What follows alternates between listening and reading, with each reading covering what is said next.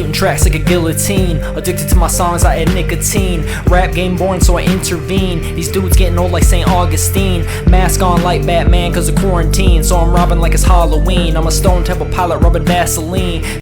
Hello and welcome to episode number 3 of Soprts with Jordan and Andrew. I'm your host, Jordan Adams. Unfortunately, Andrew will not be joining us today, but let's get into it. Big sports week here in Minnesota with the Wild and Timberwolves heading to postseason play. But with a team like the Wolves, you're never going to get in without your fair share of drama. A couple nights ago, the final regular season game, there was a little dispute between Kyle Anderson and Rudy Gobert. It apparently started with Kyle Anderson saying, "Hey, why don't you block some shots?" Gobert responded with, "Why don't you grab a rebound?" And Anderson responded with, and I'm not going to censor what he said, "Shut the fuck up, bitch." This ensued with a punch being thrown from Gobert. And apparently in the locker room, Anderson said, "I'll knock your ass out." This is the last game before we have to play the play-in tournament. And we saw what happened against the Lakers with an epic collapse after starting the game out well. I've heard that Gobert would have been too hurt to play anyways, but this is not the chemistry that you need heading into the postseason. I mean, Kyle Anderson has been a good player, and we like him, but he's getting paid a lot less and isn't as locked in here as Rudy Gobert. It's extremely frustrating from Gobert's standpoint to be doing this. It's turned into such an epic bust in the NBA. And I was a Rudy Gobert fan coming into the season. I thought he would help defensively and that it could work with Cat. But, I mean, I don't know. We're seeing some dysfunction with Gobert. And let's remember what he was traded for. I mean, we got rid of Patrick Beverley, who was a big heart player of the team last season. Malik Beasley, Jared Vanderbilt, Leandro Bomero, and Walker Kessler, our first-round pick, who's a Rookie of the Year finalist. I mean, at this point, we went straight-up trade Kessler for Gobert. And that's not even where this trade ends. We also gave 23, 25, 27, and 2029 first-round picks, along with a 2026 first-round pick swap. It's just a crazy amount of assets for one player. If Gobert had panned out and we had been like a top 5 team, I think you could look at the trade a little different, but I mean, Vanderbilt is contributing significantly. And Beasley's always been kind of a hot and cold shooter. I mean, they're valuable players off the bench, but I feel like he was always a trade chip. But Kessler's looking amazing, and losing that flexibility with those first-round picks, oh, that's tough. I mean, because in Minnesota, you know, it hasn't all worked out getting our first-round picks and nailing them, so I see getting rid of them and going for it, but you need to hit. I mean, we gave premium capital for a guy like Gobert when there's stars being moved all the time, and there's potentially someone like Kevin Durant or Kyrie Irving might have brought here. I just, it's becoming a worse and worse trade by the day, and this feud is outright sad. That's probably the best way to describe it. And let's see here. Zion Williamson, I feel like we're ready to declare him as a bust. He's been in the league for 4 years now and has only played 114 out of a possible 328 games. I mean, it's just an age-old saying, the best ability is availability. And when you're not available for your team, you just can't impact the game. And I remember the hype was huge on when he came, if he was going to replace Anthony Davis for the city. And it's kind of sad. It seems like all the big men that the Pelicans have at some point are just injury-prone, hyped-up star players. At least Anthony Davis has the championship at this point, I suppose. And then anyways, Minnesota and Denver. This is the playoff series starting tomorrow, Sunday. I suppose this is recorded on Saturday, so by the time this releases, it will be later tonight. And that is a very intriguing matchup. Jokic is definitely one of the best centers in the NBA, undisputedly. Back-to-back MVPs. You know, this year he's looking great again at a very possible chance of an MVP.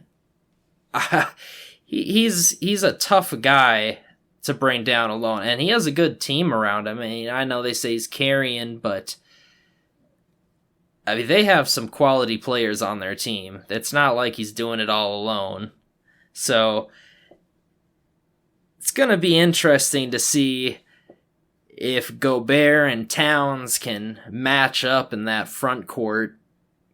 I mean, the Wolves definitely have talent, but again, due to that Gobert issue, I'm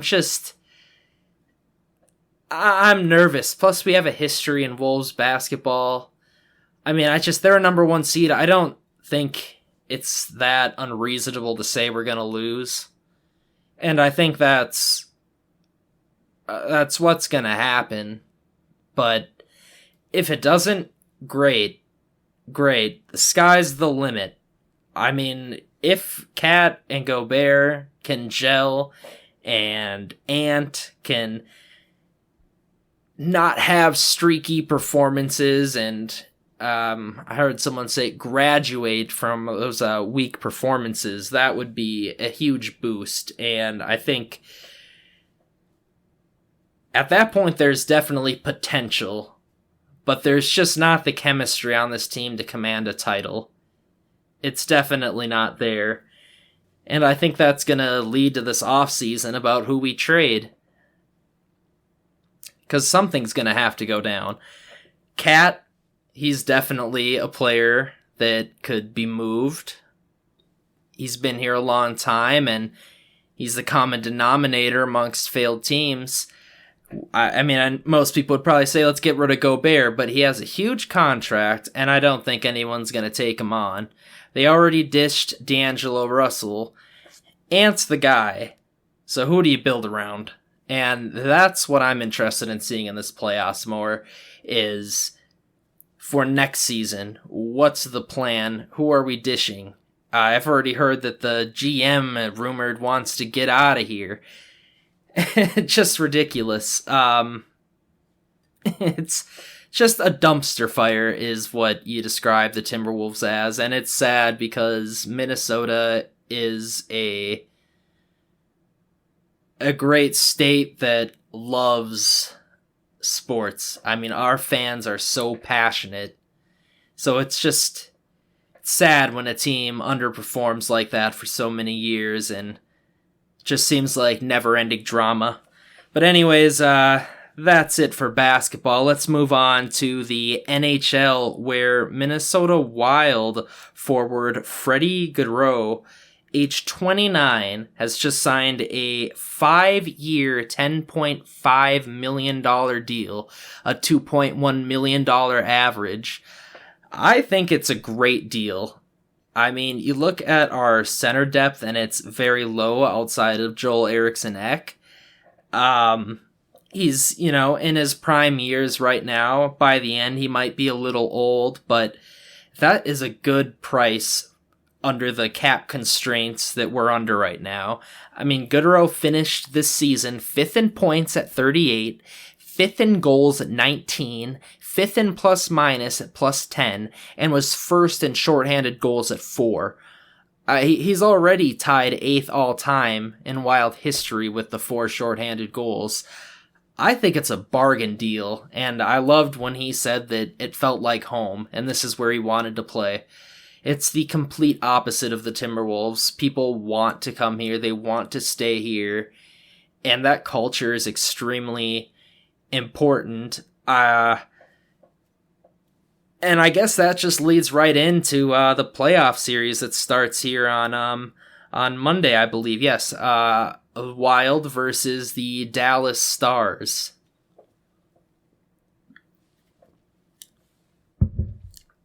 That will be an interesting game. Or series, I should say. Ryan Suter. Can this be a revenge series for him? Or will we do right and, without Suter, be able to move past this Dallas Stars? A few years ago in 2016, we lost in the first round 4-2. Is that something that could happen? I mean, with Joel Eriksson Ek hurt, our center depth is extremely limited. I just heard he's skating again on his own, which is a good sign, but you can't rush him back, and it's gonna be tough without him. I really feel that, because there's even some question if Kaprizov is 100% ready, and Zuccarello's really cooled off since he got hurt. Boldy's playing great. I really liked Brock Faber when he came in, so there's some exciting players on the team, but is it all gonna gel right? Is this we had such a nice run closing out the regular season where Andrew and I discussed on the last episode a potential Central Division title. And that fell by the wayside. We limped into the playoffs. And that is cause for alarm. I don't want to be cold heading into the playoffs. That is a recipe for disaster, in my opinion. I feel like the timing is never right with the Wild, but at some point, we have to get past the first round. At some point, it's going to happen. It's a fun team, and it's a competitive team. It's just exciting to be here, I guess, after the start of the season. I think a lot of us had given up hope, or, we're just extremely concerned and critical on the goaltending play, and how the season unraveled is a good sign heading in the right direction, but at some point, what's it worth being in the first round of the playoffs if you're not going to move past? We need to develop young, great players in the system while our salary cap's low, or we need to push ahead at Stanley Cup territory with Kaprizov. It's going to be a real debate. Gaborik left here. That was our last major goal scorer. And now we have one in the building right now. And I'm petrified that he's going to walk out the door, not want to be here if we're not competitive. So, winning this series, no matter how far we get, would really set us in the right direction from inside his perspective, I believe. And that, to me, would breathe a sense of relief, because getting to the second round is just extremely uncommon. But I think, as all Wild fans, we can just be grateful we're not playing the Blues, as they have just had our number in the playoffs in the past. We've only played the Stars once, and it was, 6-7 years ago. So I like the matchup a little more. It was kind of, the Blues seemed kind of like the Blackhawks when we had Prezi and Suter, so it's definitely going to be an interesting series, and it's going to be an interesting week or 2 weeks, but hopefully more for Minnesota sports, with both our professional NHL and NBA team heading towards postseason play. Let's see what else here. For the NFL, it was announced the Arizona Cardinals and the Carolina Panthers are set to get new jerseys before the start of next season. I'm a little disappointed because I really like their jerseys. I actually have a Larry Fitzgerald current red limited jersey, and I have a white game jersey of David Johnson for the Cardinals that my grandmother got me as a present. They are very cool jerseys, I think. I like their colors. I mean, I know it's just red and white. I think there's some black in there, but I've always liked their color scheme. I don't know. My great-grandfather lived in Arizona, I guess. And Larry Fitzgerald is from the Twin Cities and played there. It's just kind of hard to hate him. I don't know. That's what I think, at least. But I suppose, when you want to rebrand, it's kind of what you do, but how are they rebranding? DeAndre Hopkins is on the market, got rid of their head coach. Now Budda Baker wants out. They lost Murphy to us.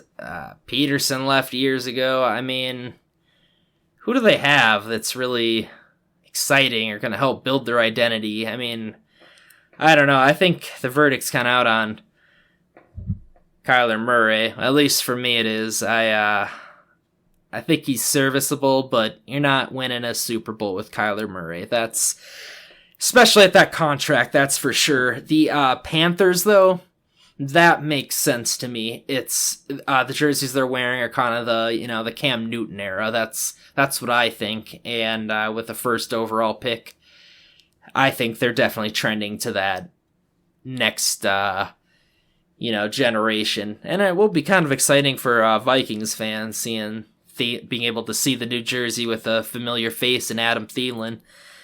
So that'll be kind of interesting. I'm definitely still hoping the Vikings do a throwback or alternate type jersey, a new one. The color rush is cool, but it's just not worn very often.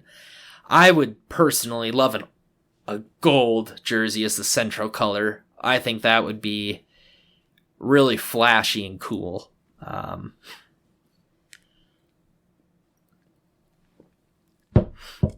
And then I was reading that the best franchise win percentages in the Super Bowl era, Dallas leads at .597.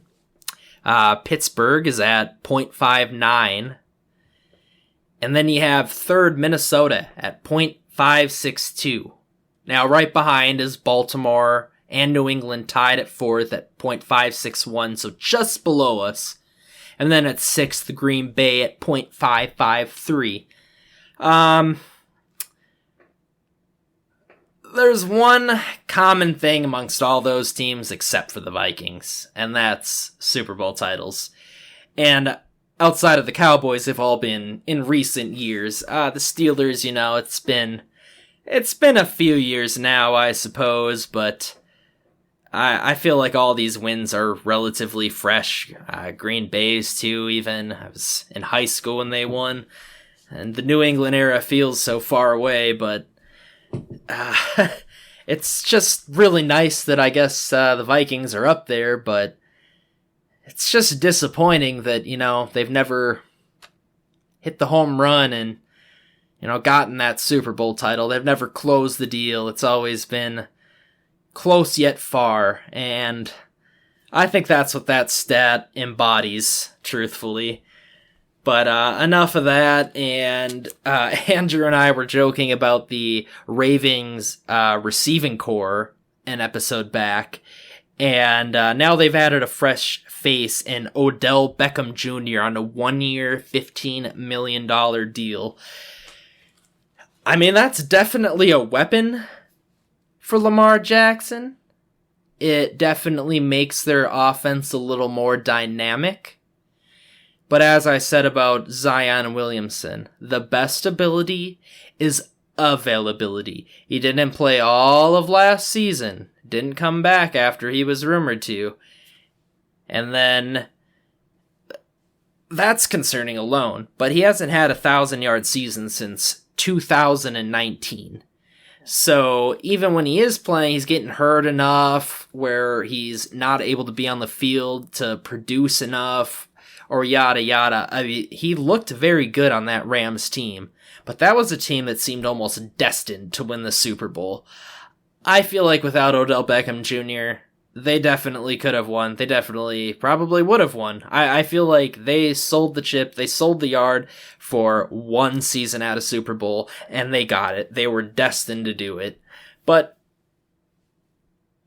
like we were saying, they have a joke of a receiving core, and adding Odell Beckham Jr. adds a new dynamic to it, so I'm thinking in the draft they probably add someone else for at least Odell Beckham Jr. to take under his wing, and that might, help in the long run and make the signing worth it. It's only a 1-year deal, so it's not like a lot's lost. I think that's definitely going to be an interesting accusation this offseason. I don't think the Ravens are winning the Super Bowl before this, and I don't think they are after, but I think they're going to remain an interesting team. And then the Washington Commanders sold for a whopping $6 billion. I mean, that's a no-brainer. What a massive payoff for the owner. That's a huge sale. But my biggest question on it is the new stadium. I know I was talking to some buddies during the season about going to different stadiums and such, and just in general, the Commanders Stadium has very cheap tickets. It seems like it's incredibly easy to get in. I know their stadium is worn out and needs to be they need to get a new one. It's just so funny, all the drama with that team, and then they sell for $6 billion, and that sets the record for the most a sports team has ever been purchased at. I would not think the Commanders would be the team to net that amount of money, but interesting nonetheless, because they have a fun team, I guess. They have a good defense, a good D-line, and Terry McLaurin's an extremely underrated wide receiver, so I think they're a fun team, and they're not really a top 5 or 10 worst team in the league, so I don't think they'd struggle to be competitive under new ownership. I think that would definitely help them. They're definitely in a division that it brings in a lot of viewers, so they're going to have to make a turnaround quick, I think. But it should be fun watching that team change under new ownership, because it seems like it's just been nonstop drama under Snyder. But anyways, that is the episode for today. Andrew and I will be doing a show around draft time to discuss more stuff on the Vikings, and hopefully we'll get one soon after the draft to talk about all the results. Thank you for listening, and until next time, have a good one. Executing tracks like a guillotine. Addicted to my songs, I add nicotine. Rap game boring, so I intervene. These dudes getting old like St. Augustine. Mask on like Batman cause of quarantine. So I'm robbing like it's Halloween. I'm a Stone Temple pilot rubbing Vaseline.